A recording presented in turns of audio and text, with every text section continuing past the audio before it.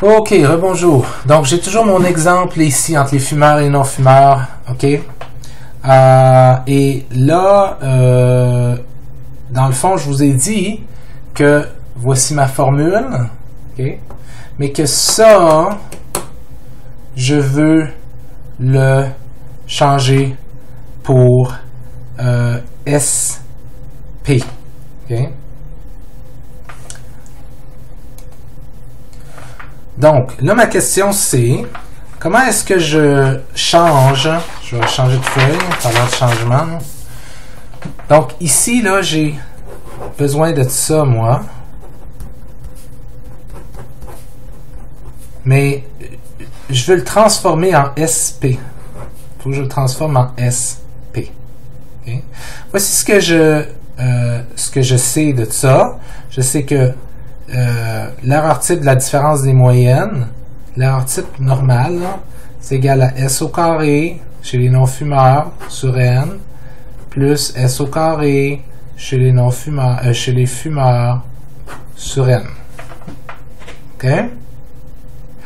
Mais je vous ai aussi dit qu'il y a un problème avec ça. Puis ce qu'on fait dans le fond, c'est que je veux transformer ça en SP. Tout ce que ça veut dire, c'est que ma formule deviendrait SP au carré sur le nombre de non-fumeurs plus SP au carré sur le nombre de fumeurs.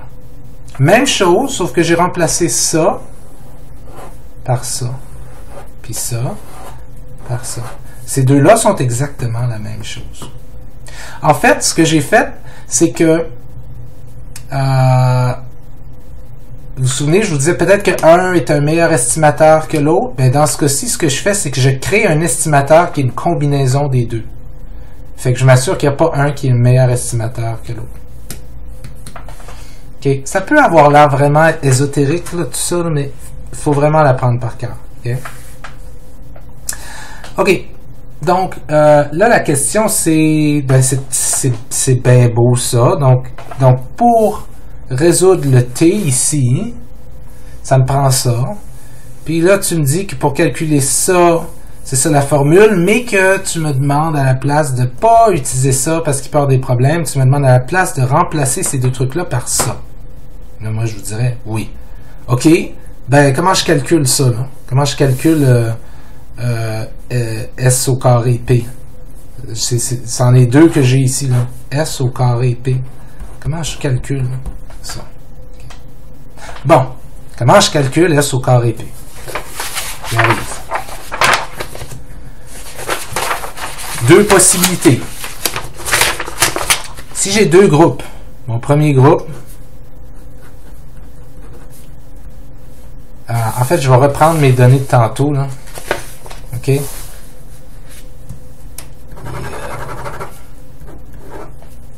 OK? Imaginons que j'ai deux groupes. Mes fumeurs, mes non-fumeurs. OK?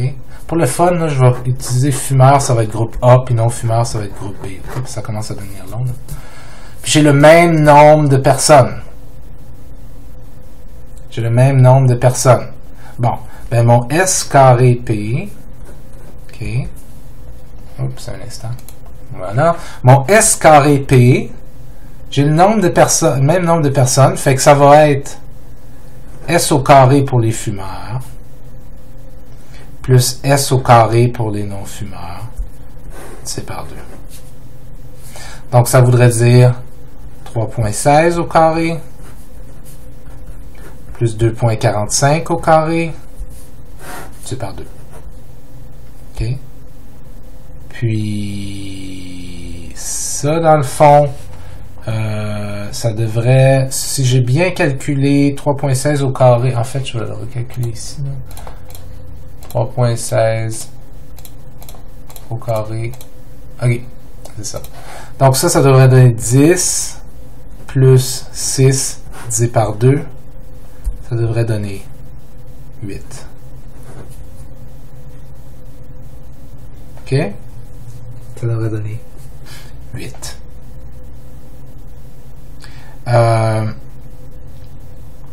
Et en passant, donc, là, je viens de calculer quand j'ai deux groupes qui ont la même taille, j'ai calculé mon S au carré P, ça donne 8. Okay. Mais là, ce que ça me prend, moi, où est-ce que je suis? Je suis complètement perdu. J'ai trop de feuilles ici. Non, c'est pas lui.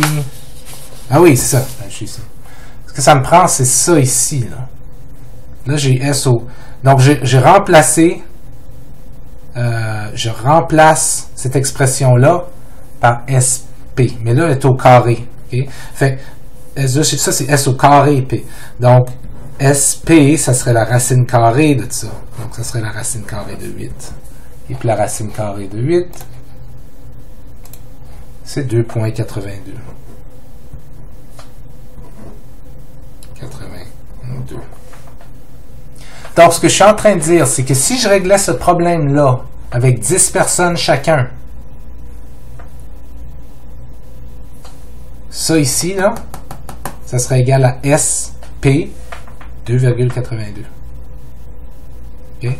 Je remplacerais ça littéralement par SP qui est égal à 2,82. Okay? Donc, pour régler ce problème-là, je ferais non-fumeur 7 moins 5 divisé par 2,82. Okay? Parce que mon n est pareil. Quand mes deux n sont pareils, voici la formule pour calculer le S au carré P qui vous permet d'obtenir le SP qui vient remplacer l'erreur type que j'avais ici, de la différence des moyennes. OK, maintenant, qu'est-ce qui arrive si les groupes ne sont pas égaux? Donc ça, c'était un cas où on avait des groupes égaux. OK? De 10 et de 10. Maintenant, imaginons un cas où les groupes ne sont pas égaux. Comment je calcule S au carré P pour m'amener évidemment à un moment à SP? Comment je calcule ça? Ben, imaginons ici que c'est 30 maintenant. C'est 30 personnes qui sont dans mes non-fumeurs. OK, là, voici encore là, à apprendre par cœur, non? Ou plutôt à comprendre, puis je peux vous fournir les formules là, dans des examens. Mais voici la logique. Là, ça se complique un petit peu. Là. OK? S au carré pour les fumeurs multiplié par le nombre de fumeurs qui a moins 1 plus le nombre de fumeurs qui a moins 1 chez les non-fumeurs. OK, je devrais dire nombre de fumeurs puis nombre de non-fumeurs fois S au carré pour les non-fumeurs divisé par le nombre de carrés, le nombre de fumeurs qu'il y a, plus le nombre de non-fumeurs qu'il y a, moins 2. OK. Qu'est-ce qu'il faut comprendre là-dedans? C'est la chose suivante. J'ai plus de non-fumeurs que de fumeurs. Okay? Donc, mon S au carré B est un meilleur estimateur du sigma carré B que mon S au carré A est un estimateur du sigma carré A. Et donc, lui devrait avoir plus de poids parce qu'il est un meilleur estimateur dans l'estimation que lui. Okay? Et en multipliant lui par ce qui s'avère être 29, je lui donne plus de poids que lui, parce que lui, je le multiplie par ce qui s'avère être 9. 10 moins 1. Fait que, je vais continuer dans le fond ici, là. Ça veut dire, dans le fond, 10 moins 1 est égal à 9. Okay. 9 fois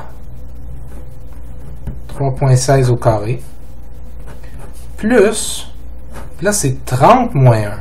29 fois 2,45 au carré.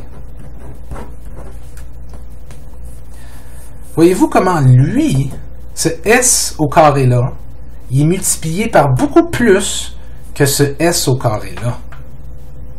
C'est pour dire au calcul, mets bien plus de poids sur lui, parce que c'est un bien meilleur estimateur, parce qu'il vaut 30, alors que lui, c'est un moins bon estimateur, parce que, pas parce qu'il vaut 30, pardon, parce qu'il y a 30 personnes, alors que lui, il y a 10 personnes. Fait que, mets dans le calcul que lui, il y a moins de poids sur lui, il est multiplié par moins que lui. Divisé par quoi? NA, c'est 10. Plus NB, c'est 30, moins 2.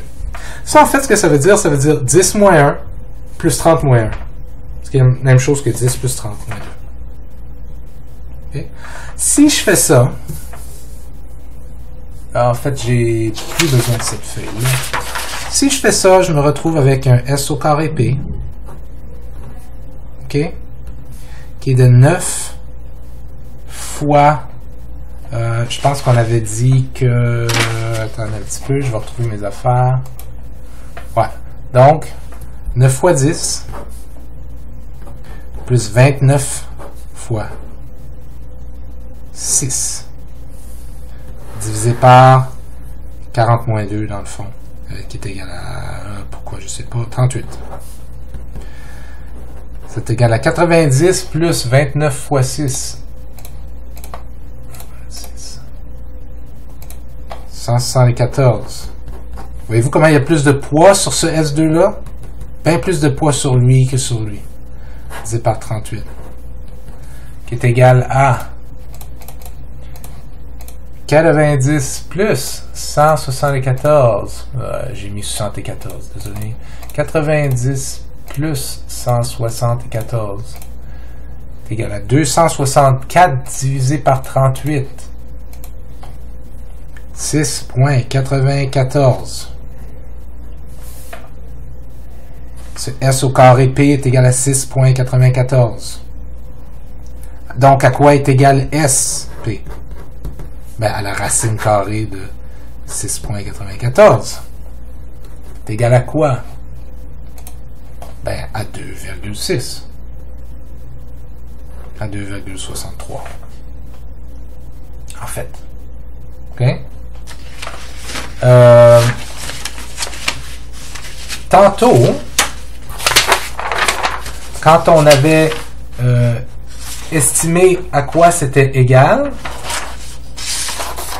quand les deux chiffres, les deux nombres étaient pareils, on avait terminé avec un SP de 2.82. Ici, on termine avec un SP de 2.63. Il est corrigé, ce SP-là, pour... il est corrigé pour le fait qu'il y a bien plus de non-fumeurs que de fumeurs. 30 non-fumeurs puis 10 fumeurs. Donc, il est corrigé. Okay? Fait que là, je vous ai appris comment calculer un SP quand les deux groupes sont égaux. Voici la formule. Puis à la fin, vous mettez ça sur la racine carrée comme ça. Et quand les groupes sont non égaux, voici la formule. Puis à la fin, racine carrée, puis ça va donner ça. Et là, vous êtes très bien dans vos droits de vous demander, mais qu'est-ce qu'on fait avec ces SP-là? Je comprends plus exactement. Ben, il faut retourner à ma vieille formule. Là. Je suis toujours en train d'essayer de prouver okay, que les fumeurs sont moins créatifs que les non-fumeurs. OK? Et c'est toujours cette formule-là. La moyenne des non-fumeurs moins la moyenne des fumeurs sur... En fait, je vais la réécrire. Techniquement, la formule, c'est ça. Non-fumeur moins fumeur sur l'erreur type de la différence. Non-fumeur moins fumeur. Okay? Ça va me donner un T observé, que je peux aller comparer à un T critique. Mais je vous ai dit, ça, pas bon. On va remplacer ça à la place par SP. Ce qu'on va faire à la place, c'est, en fait, on va remplacer tout ça par la même affaire, non-fumeur moins fumeur, divisé par SP.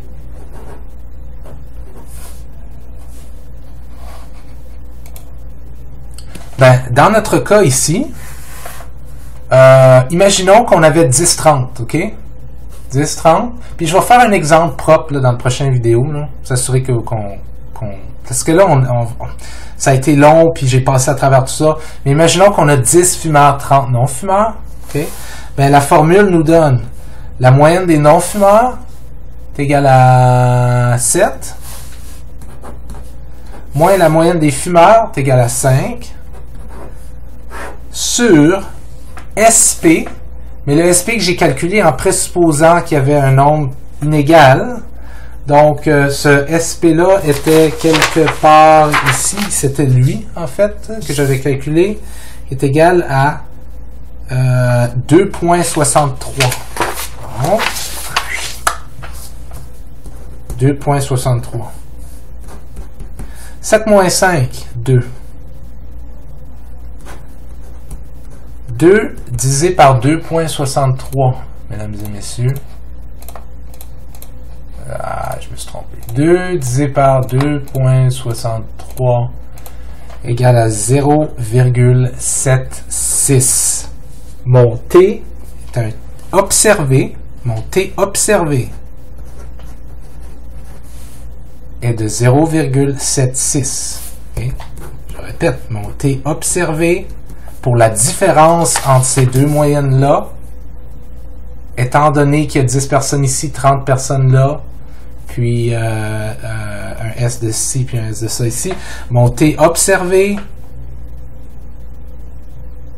est de 0,76. OK? Qu'est-ce qu'il faut que je fasse? Ben, il faut que je le compare à un T critique. OK? Le T critique, il faut que j'aille dans la table des T. Sous quoi? Sous du unidirectionnel, donc du one tail. Pourquoi? Ben, parce que mon hypothèse était unidirectionnelle. Okay. 0,05. Okay. Et mes degrés de liberté, ça va être combien? Les degrés de liberté, ça va être 10 plus 30 moins 2.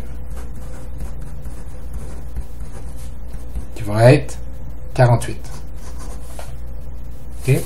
Si je vais dans la table des T, je ne sais pas si vous pouvez le voir ici. Vous ne pouvez pas voir rien là-dessus. Là. J'ai pas 48 ici. Le plus proche, c'est 40. Okay. Si je vais dans 40, et vous pouvez faire ça avec moi, degré de liberté 40, unidirectionnel, 0,05, 1,684 est mon T critique. Mon T critique est 1,684. OK? Donc, j'ai ma distribution ici. J'ai un T critique qui est à 1,684, qui est comme ici. Parce que 1, 1,5, 1,6. Tout ce qui est là-dedans, tout ce qui tombe dans plus que 1,684, c'est rejeté. Qu'est-ce que j'ai? J'ai 0,76. 0,76, c'est pas plus haut que 1,684. Ça tombe peut-être, genre, je sais pas, si ça c'est 1, ça tombe peut-être comme ici. Donc, je ne rejette pas l'hypothèse nulle. Je ne rejette pas l'hypothèse nulle. Je ne peux pas dire que mes fumeurs sont moins créatifs que mes non-fumeurs. OK? Et la raison est probablement avec 10 et 30. Ici. Peut-être. Dans la prochaine vidéo, ce que je vais faire, c'est que on va donc passer à travers quelques exemples comme ça pour s'assurer que ça fonctionne.